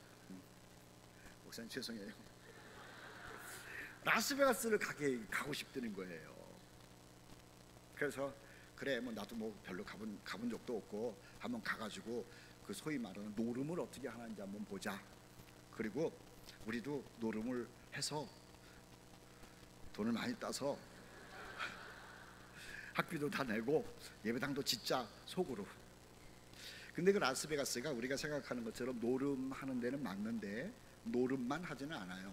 거기 휴가를 많이 갑니다. 아주 그 빌딩도 잘 호텔도 잘 져놓고 싸요. 음식값도 싸고. 왜냐하면은 그 노름하러 오라고 음식값도 최고급인데 굉장히 싸요. 그래서 그 다음에 이제 그 날씨가 굉장히 더우니까는 그 사막에다가 지은 데인데 호텔 보면은 이제 뭐죠 그 애들 놀라고 수영장도 만들어 놓고 뭐 에어컨 시설이 잘 됐으니까 한번 가볼 만은 해요. 그러니까 미국 가셔가지고 라스베가스 다녀오세요. 괜찮습니다. 그리고 노름도 하세요. 거지가 돼서 올 겁니다. 아무튼 이제 갔는데 싸게 해야 되잖아. 우리가 돈이 없으니까 네 가정이 가는데 돈이 조금씩 내고. 그래서 최 목사님이라는 분한테 부탁을 했어. 제일 선배 목사님이라. 최 목사님 우리가 여기 네 가정이 가기로 했는데 호텔을 좀 싼 거를 좀 다 찾아가지고 갈 수 있도록 좀 준비 좀 하라고. 그러니까 이분이 신나가지고 뭐냐 여러분들은 막 알아봐가지고 찾았어요. 호텔 값이 그때 20달러 얼마인지 모르시나? 20달러? 우리나라 돈으로 3만 원 정도. 근데 굉장히 좋은 호텔인 것 같아. 오, 잘 구한 거죠. 그걸 이제 2박 3일 동안 이제 가는 거예요. 그런데 방을 4개를 구했어요. 4개. 큰 방. 애들도 다 들어가서 있고 그다음에 호텔에 수영장도 있는 그러한 데를 찾아가지고 몇 월 며칠 날 우리가 출발하는 거예요. 다 자기 차를 가지고 가는 거예요. 젊은 사람들이니까는 차를 쌩쌩 달리고 나는 천천히 가거든. 근데 아침에 같이 출발했는데 가보니까는 다 도착을 해 있어요. 세 식구가 도착을 해 있어가지고 제가 오니까는 박수를 쳐. 왜냐하면은 담임 목사님이 라스베가스를 구경시켜 주니까 얼마나 제가 또 영웅이 됐겠습니까? 막 목사님 무슨 대통령 것처럼 박수를 치고 차를 딱 주차를 한 다음에 호텔로 딱 들어가니까 에어컨이 쫙 너무 좋아. 최 목사님이 이제 짐들 다 이쪽에다 두라 그러고 다 왔으니까는 프론트에 가가지고 방 배정을 받아야 되는 거예요. 방 배정을 받으라 그러면 어떻게 받냐면은 이 우리나라로 얘기를 하면 주민등록증 같은 거, 운전면허증 같은 걸 줘야지 이 사람이 계약한 사람이니까는 열쇠를 주는 거예요. 그래서 걷어가지고 갔네. 가가지고 이제 수속을 다 마치고 오는데 애들은 이제 올라가가지고 수영할 생각부터 하는 거야. 무지무지 더우니까. 근데 이 최 목사님 하는 얘기가 목사님 이게 좀 문제가 생겼는데 어떻게 했으면 좋을지 한번 의논해 봅시다 그러더라고요. 뭐요? 그러니까는 오늘 아침부터 엘리베이터가 고장이 나가지고 걸어다녀야 된다는 거예요. 꼭대기까지. 근데 우리가 방 구한 게 18층이에요. 18층. 물론 그 위도 있는데 18층. 근데 생각해 보세요. 이게 짐들이 지금 막 4, 5식구, 한 식구가 4명, 5명인데 짐들을 가져가야 되는데 18층 걸어가 보셨어요? 18층 이거 걷는 거 이거 있잖아요. 힘듭니다. 이게 막 생각이 드는데 애들은 18층이 안 무서운 거야. 일단 수영이 하고 싶은 거야. 그래가지고 애들이 아빠 그냥 올라가자, 그냥 걸어가자, 우리 걸어갈 수 있어. 집 하나씩 다 들고. 그렇지 않으면 뭐냐면은 그 전기가 고쳐지기, 엘리베이터가 고쳐질 때까지 차 타고 구경하다가 뭐 4, 5시쯤에 와서 들어가야 된다는 거야. 고민이 되는 거죠. 힘들게 지금 5시간인가 6시간 차 타고 와서 라스베가스 호텔에 왔는데 지금 엘리베이터 고장났다 그러니 이거 또 차 타고 구경하는 것도 그렇고 애들의 성화에 못 이겨가. 애들은 구경하는 거 싫어해요. 수영하는 걸 좋아하지. 올라가재. 그래서 못 이기고 이제 올라가는데 1층부터 메고 들고, 아유. 근데 한 목사님이 그러더라고. 목사님, 우리가요 이렇게 올라가면 힘들어서 못 갑니다. 애들이야 뭘 가지만 목사님도 힘들고. 그러니까는 목사님이 그 판단하시고 우리는 힘 안 드는 얘기를 하겠습니다. 뭐냐, 목사님이 나중에 다 1등, 2등, 3등을 정해주세요. 그래서 꼴찌한 사람이 밥값을 얼마 내고 2등이 얼마 내고 그 다음에 1등은 밥 그냥 공짜로 얻어먹는 것으로 하고 돈 내기를 합시다. 그래서 아이고 라스베가스 왔으니까는 벌써부터 노름이네. 그리고 생각하고 나서 뭐 하는 거냐. 자 우리 최 목사님은 지금부터 6층까지 아주 무서운 얘기를 하면서 올라가시라고. 거짓말해도 괜찮으니까. 그 다음에 7층부터 저 12층까지 정 목사님은 아주 재밌는 얘기를 하시라고. 인생에 있어서 배꼽 잡는 얘기를 하고. 그 다음에 박 목사님은 마지막 18층까지 아주 슬픈 얘기를 하면서 눈물 짜면서 올라가면은 되겠다고. 그거 좋다. 그 판단은 내가 하는 거야. 그러니까 나한테 잘 보이면은 1등도 될 수 있고 꼴등도 될 수 있고. 야, 이게 권력이라는 게 그런 겁니다. 그 얘기를 잘하더라고. 처음에 올라가는 사람이 막 무서운 얘기를 하는데 들어보는데 다 거짓말인데 근데 재밌어요. 무서워줘야지 어떡합니까? 오, 그러냐. 그 다음에 이제 두 번째 올라가서 잠깐 쉬고 나서 7층부터 12층까지 또 재밌는 얘기를 하는데 뭐 개그맨은 또 저리 가도 이 목사님들이 또 얘기는 잘하잖아. 그냥 있는 얘기인지 없는 얘기인지 몰라가지고. 그럼 올라갔어. 그 다음에 13층부터 18층까지도 이제 슬픈 얘기를 하는데 또 이거 다 이제 구라를 치는 걸 내가 모르겠어. 다 알지. 올라갔는데 맨 마지막에 정말 힘들어요. 18층 아파트 사는 분들 18층 걸어 올라가 보세요. 아주 힘이 애들은 벌써 다 올라가가지고 아빠 다 왔다 빨리 열쇠 줘. 뭐 그냥 얼른 들어가서 수영해야지. 수영복 어디서 복도에서 난리치는 거야. 근데 맨 마지막에 올라가지고 다 아휴 힘들다고 주저앉아 있는데 이 박 목사님이 목사님 아휴 정말 얘기 잘 들었습니다. 제가 마지막으로 한 번 더 슬픈 얘기를 할 테니까는 그때는 세상이 뒤집어질 겁니다. 해라 아시죠? 열쇠 안 갖고 왔다는 거.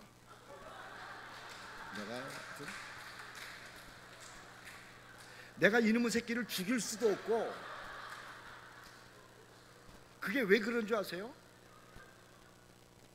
열쇠를 가지러 주민등록증 있는 사람 다 내려가야 되는 거예요.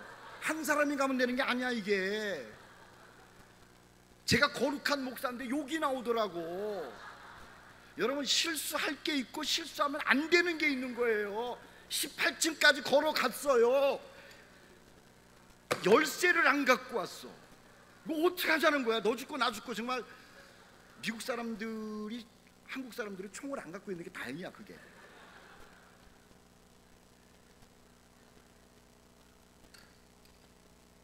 지금 생각해도요 정말 싫어요. 인생은 두려울 때가 있어요. 죽고 싶을 때도 있어요. 저도 자살하려고 약을 손에다가 준 적도 있어요. 목사님은 그런 생활 없는 것 같아요.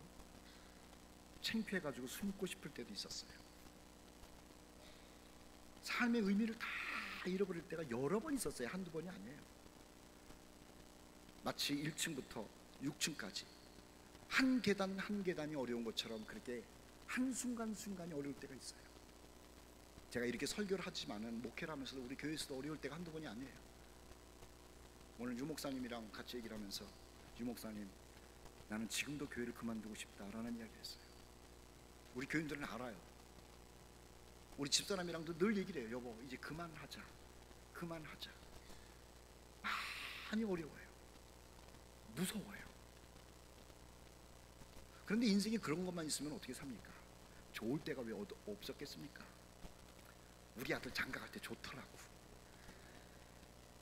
우리 딸 대학 좋은 데 갔거든. 미국에서. 좋더라고. 인생은요 두렵고 죽고 싶고 포기하고 싶은 때도 있지만은 또 또 한 계단 올라갈 때 기쁨도 있고, 또 한 계단 올라갈 때 행복도 있고, 또 한 계단 올라갈 때 감사도 있고, 교차가 돼요. 13층부터 18층까지 올라갈 때 보니까는 슬픈 얘기를 하는데요, 내 인생이에요. 너무 슬퍼가지고 인생을 다 잃어버리는 것 같고, 남자들은 절대 사람들 앞에서 안 울려고 그러죠. 너무 힘들고 슬퍼서 운전하면서 혼자 줄줄 눈물을 흘릴 때도 있었고. 인생이 참 슬퍼요. 써요. 달콤한 것보다는 두려운 게 더 많고 쓰디쓴 인생이 더 많아요. 예수 안 믿는 사람도 그렇지만 예수 믿는 사람도 똑같아요. 노아가 얼마나 힘들었으면, 그 엄청난 홍수를 이겨내는 그 노아가 얼마나 힘들었으면 저기 가서 포도원 만들어 놓고 포도주 마시고 다 취해버렸겠냐고. 그는 당대의 의인이었어요. 방주를 만든 사람이에요. 그리고 방주에서 나와가지고 쾌제를 부린 거예요. 하나님의 새로운 소리를 듣고 그는 새 출발을 하는 거예요. 그런데 그가 너무 힘들어요. 아무도 없어서 두렵고, 기쁨보다는 쓸쓸한 황량한 세상 속에서 너무 슬픈 거예요. 그래서 아들 셋, 자기 와이프, 며느리를 더 등지고 혼자 멀리 떨어져서 포도원 가꾸면서 포도 농사 지으면서 포도주 만들어서 퍼마시고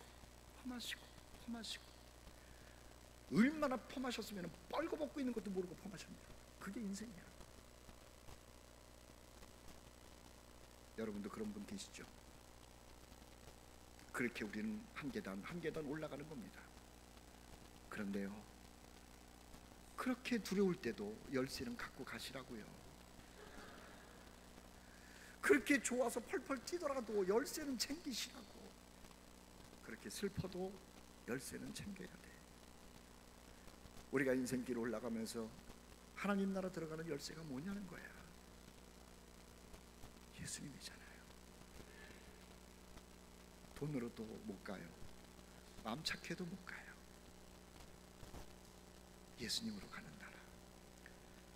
그 예수님, 슬플 때나 기쁠 때나 두려울 때나 꼭 마음속에 챙기면서 이 인생길 잘 걸어가시다가 하나님 앞에 섰을 때 열쇠 예수님입니다 라고 내놓고 그 열쇠로 문 열고 하나님 앞으로 들어가는 모든 성도들 되시기를 주의 이름으로 축복합니다.